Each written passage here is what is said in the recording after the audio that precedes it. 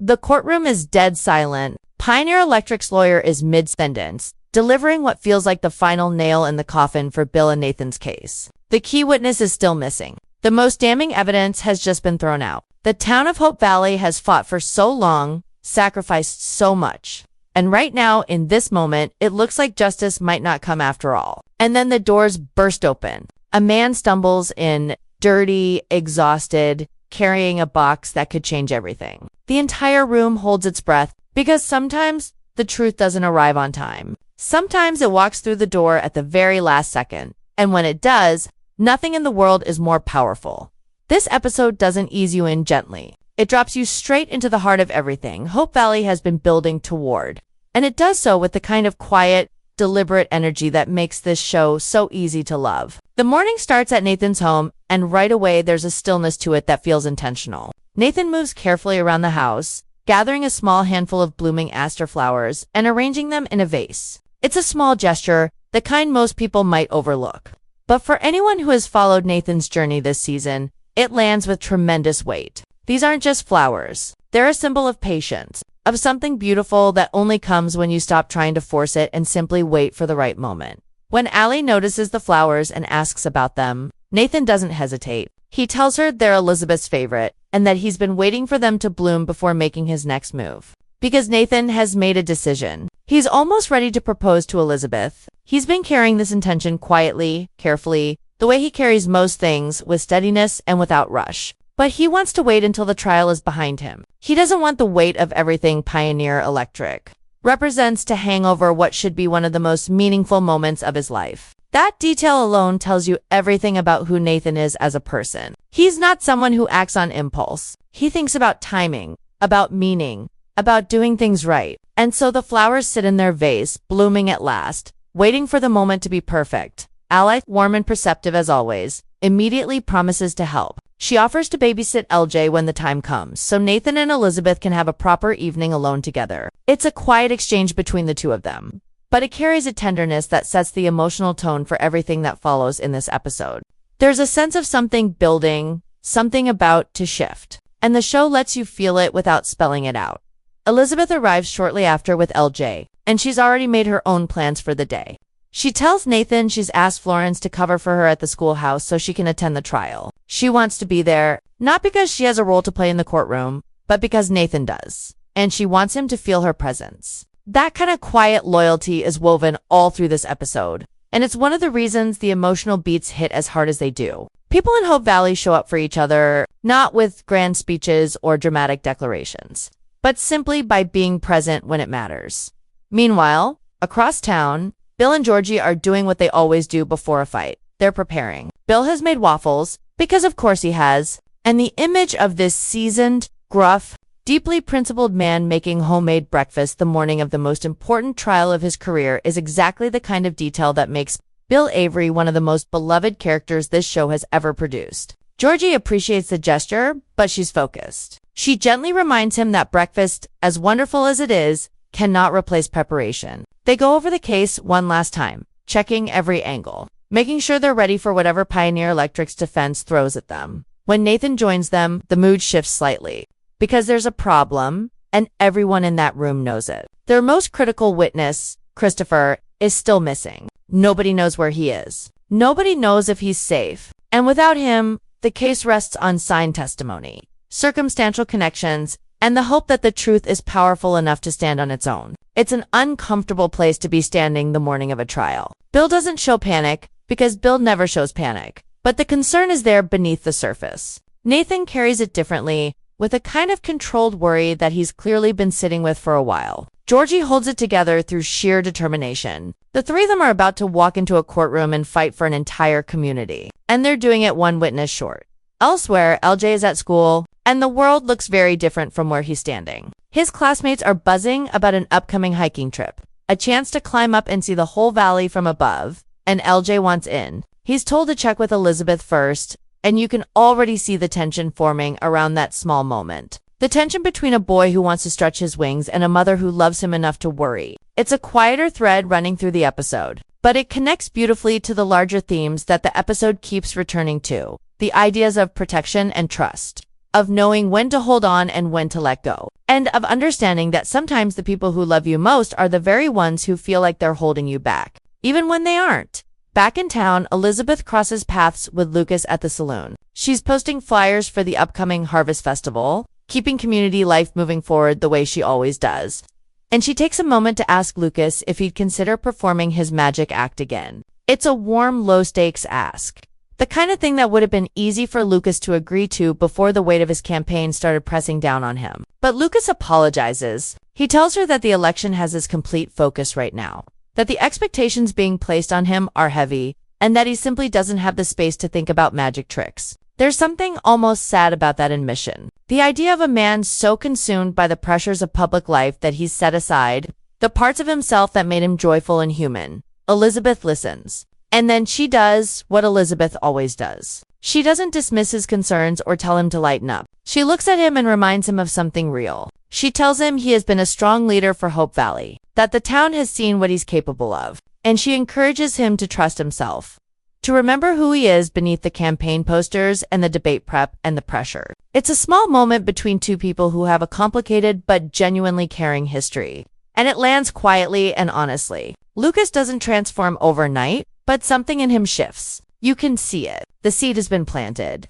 and the episode will return to it. The tension surrounding the trial has settled over the whole town, like a low cloud by the time Minnie and Joseph have their conversation. Minnie tells Joseph she's going to the courthouse. She needs to be there. After everything Pioneer Electric's negligence cost their family, after everything Cooper went through, she needs to sit in that room and watch justice be pursued. Joseph struggles with this. He's still carrying his anger, still living in the aftermath of what happened to his son. And the idea of sitting across from the people responsible and watching legal proceedings play out in an orderly, civil manner feels almost impossible to reconcile with the pain he's still holding. But Minnie is resolute. And so they go, because that's what you do in Hope Valley. You face things together, even when it's hard, even when you're not sure you're ready. When the courtroom finally fills and the trial begins, the atmosphere is charged. Bill opens with the kind of statement that reminds you why this man has spent his entire life fighting for what's right. He speaks about the fire that leveled Benson Hills. He speaks about the families displaced, the lives permanently altered, the futures quietly stolen by corporate negligence and deliberate concealment. He's not theatrical about it. He doesn't need to be. The facts, laid out plainly and with conviction, are devastating enough on their own. Bill argues that accountability is not optional, that the people who made decisions knowing the consequences must be made to answer for them. It's the kind of opening that settles over the room and doesn't let go. Pioneer Electric's lawyer responds by doing the one thing he knows will hurt Bill's case most. He points to the empty chair where Christopher should be sitting. The absence of their key witness is impossible to ignore, and the defense leans into it immediately. Without Christopher present to confirm his testimony in person, everything becomes more complicated. Nathan takes the stand and recounts his own experience, describing how Christopher was pressured into concealing evidence tied to the faulty transformer. He's calm, precise, and credible. Bill reinforces the testimony by presenting Christopher's signed statement and raising the serious possibility that Pioneer Electric's official map is fraudulent, a detail that quietly expands the scope of what the company may have been hiding. Nathan also recounts the terrifying moment on the road when a car came dangerously close to running him and Christopher down. A moment that speaks to just how far Pioneer Electric was willing to go to protect itself. The defense dismisses it as speculation, but the courtroom has heard it, and speculation has a way of sitting in people's minds long after. The lawyers stop talking. Georgie takes the stand next, and the courtroom settles into a different kind of attention. Where Nathan's testimony was steady and measured, Georgie brings something sharper to the stand, a first-hand account of the kind of backroom dealings that corporations like Pioneer Electric rely on never seeing the light of day. She walks the court through her encounter with Clement Scoggins, the details of what she observed, and most critically, the suspicious phone call she overheard between Scoggins and Pioneer Electric. It's the kind of testimony that makes people shift in their seats, because it speaks to something beyond negligence. It speaks to deliberate coordination, to people in positions of power making calculated choices to protect their interests at the expense of everyone else. But the courtroom is not a simple place, and good intentions don't automatically translate into admissible evidence. The judge listens carefully to Georgie's account and then delivers a ruling that feels like a door quietly closing. The information she's provided, while compelling and clearly sincere, isn't considered concrete enough to count as solid legal evidence. It's circumstantial. It points in the right direction, but pointing isn't the same as proving. And the law makes that distinction with cold precision. Georgie handles the setback with composure, but the disappointment in the room is palpable. Bill keeps his expression steady, the way experienced fighters keep their footing after a blow. But everyone watching knows this was a hit they couldn't afford. The first day of the trial ends without resolution. And that uncertainty hangs over Hope Valley like something unfinished. Bill and Georgie regroup quietly, going over what they have, what they've lost, and what they still need. The case isn't over, but it's standing on shakier ground than they would like. For a town that has already been through so much, the idea of justice slipping through their fingers at the final hour is almost unbearable to consider. And yet that possibility is very real as the evening settles in and the courthouse empties. While the legal drama plays out inside four walls, the rest of Hope Valley keeps moving. Because life doesn't pause for trials, no matter how important they are. Lucas is dealing with his own pressure on a different kind of stage. He's preparing for an upcoming campaign debate against Maisie Hickcomb. And if there's one thing Maisie does not do, it's go easy on her opponents. She pushes him hard, throwing difficult questions at him about the rebuilding of Benson Hills, about policy, about vision, about what kind of leader he truly intends to be. The questions aren't designed to be friendly. They're designed to test whether Lucas can hold up under fire, whether he has the resilience to stand in front of a crowd and defend his positions. When someone is actively working to dismantle them, Maisie tells him plainly that politics demands toughness, that if he wants to succeed in this race, he cannot afford to shrink from difficulty. He has to lean into it, absorb it, and come out the other side still standing and still speaking clearly. It's advice that carries a kind of uncomfortable truth. Lucas has been circling around for a while. There's always been a part of him that chafes against the harder edges of public life. The relentless scrutiny, the impossible expectations, the way every word gets weighed and every decision gets second-guessed. But Maisie isn't being cruel. She's being honest, and on some level, Lucas knows it. The conversation leaves a mark. Not a wound, but the kind of productive discomfort that pushes a person to grow. At home, a completely different kind of drama is unfolding. And it's the kind that hits close to the heart in a very different way. LJ comes home buzzing with excitement about the hiking trip his classmates are planning. He's been listening to them talk about it all day. The idea of climbing up above the valley and seeing everything from a completely different perspective, and he wants to be part of it. There's something beautifully pure about his enthusiasm. The uncomplicated joy of a child who has heard about an adventure and simply wants to go. He brings it to Elizabeth and Nathan with all the hopefulness of someone who genuinely believes the answer might be yes. And then they find out about the overnight camping component, and the answer becomes no. It's a reluctant no, not a dismissive one. Both Elizabeth and Nathan understand what LJ is feeling, and neither of them takes any pleasure in disappointing him. But an overnight trip into the wilderness is a different conversation from an afternoon hike.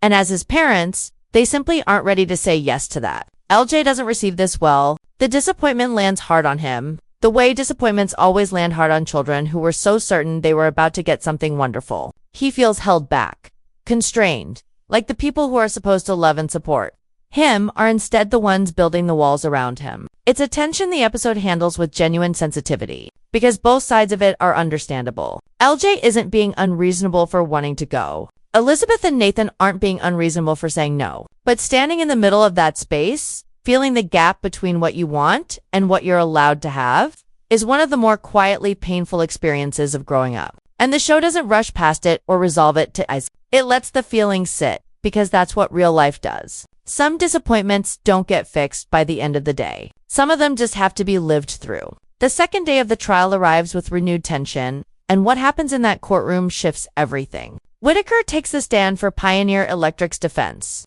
and he makes a statement that seems straightforward enough on the surface. He testifies that the fire began because of a controlled burn. It sounds like a simple point of fact, the kind of detail a defense witness might include to redirect the narrative around the cause of the fire. But what Whitaker doesn't know, what nobody on Pioneer Electric's side of the room knows, is that this specific detail was deliberately planted by the Mounties as part of a calculated investigative strategy, the drip test. It's an investigative tactic designed with one purpose: to expose illegal communication between parties who claim to have no connection to each other. The Mounties fed a specific piece of false information into the system, a controlled detail that only someone with inside access would know. And Whitaker just walked into the courtroom and repeated it out loud, on the record. under oath. The implications are enormous, because the only way Whitaker could know that the fire began with a controlled burn is if someone from Pioneer Electric communicated illegally with National Insurance. He's just confirmed the very collusion the prosecution has been working to prove without realizing he was doing it.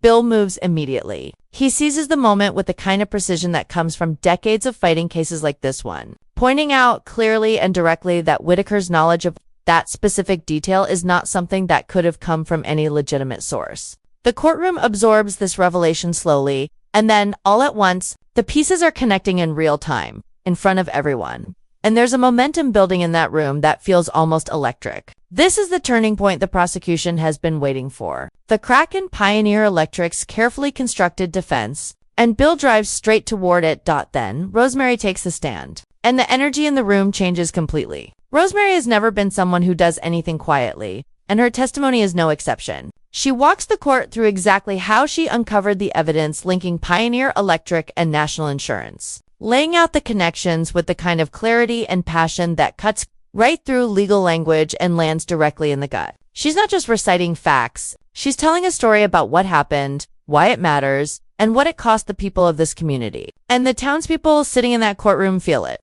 The applause that breaks out when Rosemary finishes speaking isn't just for her testimony. It's the sound of a community that has been waiting a very long time to feel like the truth is finally being heard. But just as the momentum reaches its peak, the judge calls a recess. And in that pause, the defense makes its move. Pioneer Electric's lawyer challenges the drip test itself, arguing that the tactic constitutes entrapment, that feeding false information into the system to provoke a response crosses a legal line, and that any evidence derived from it should not be permitted to stand. It's a sharp legal argument, the kind that doesn't require sympathy or morality to make, only technical precision. And after deliberation, the judge agrees. The evidence from the drip test is ruled inadmissible. Just like that, the momentum evaporates. The crack in Pioneer Electric's defense that Bill worked so hard to open has been sealed shut by a procedural ruling, and the prosecution is back on uncertain ground. The setback is significant. Nathan finds Elizabeth at the saloon later and shares the news. And you can see the toll it takes on both of them.